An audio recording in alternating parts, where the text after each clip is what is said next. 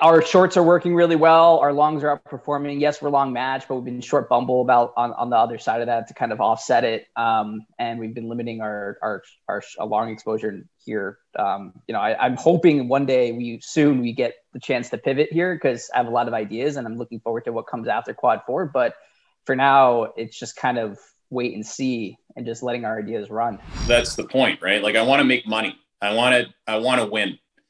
Being short, your space, his space, anything, literally. McGough's consumer discretionary. It's, I don't want to be here. I'll let you guys know when we're either coming out of quad 4 or the market signaling we're coming out of quad 4 or both. In the meantime, there's no apologies to make. You don't have to be nice about it with the companies. It's a disaster. We're in one of the biggest market collapses of the modern era from the biggest bubble in the history of markets. So, especially when it comes to the three of you guys, where all the story stocks are really born and bred. This stuff is bullshit. I'm going to send Ami the signal on SQSP right now. My signal says this thing's going to 15. Yeah, it bounced, but it also bounced because it went from 30 to 20, like in the 2 weeks before they reported the number. And again, this is what markets do. That's why I call it the shark line. Can it get above immediate term trade on SQSP? Again, not to pick on it. I'm not picking on it.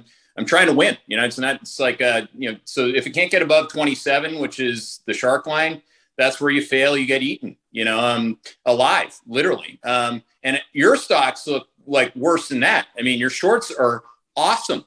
Like these are like generational shorts that you should ride until every last bull is in the fetal position. Bumble too, it looks really cheap. And, they report earnings after the close.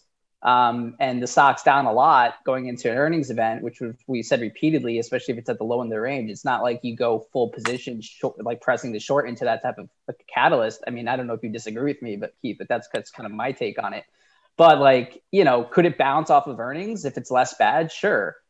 Does that change the fact that growth is slowing and there's a lot of challenges to this business going forward in next quarter? And now we have the fact that they have Russia exposure with a lot of their engineering force being located in Moscow. Yeah, that's a big problem, right? So I'm more inclined to just kind of sit tight and see what happens and then wait until after the fact, and just kind of lean on you, and hopefully people are managing kind of the shorter term trades accordingly within the process. Dude, that's it. 80 to 16. It's like, and we shorted it at 80 right after like the IPO'd, I think on a Thursday or a Friday. It shot up to 80 and then we shorted it right away. It's just been sitting there. So, the risk for me is I'm just getting greedy and stupid. It's hard to understand how somebody would short SQSP or Snapchat for that matter into the print when it's oversold. That's not how you do that, right? Exactly. And then they get squeezed.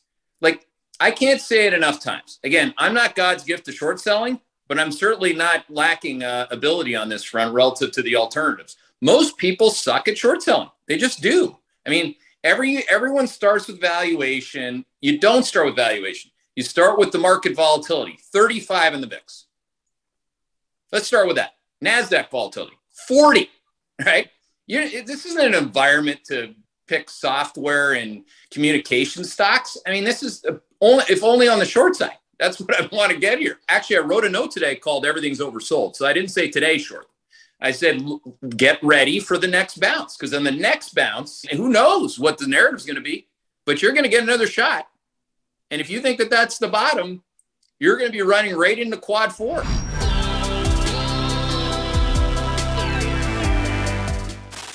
Hey there, Hedgeye Nation, or if you're not part of Hedgeye Nation, thanks for watching Hedgeye on YouTube. If you haven't already, make sure to click on the button below there. Subscribe to our YouTube page. You can also follow the link in the description to our website to get even more great investing content.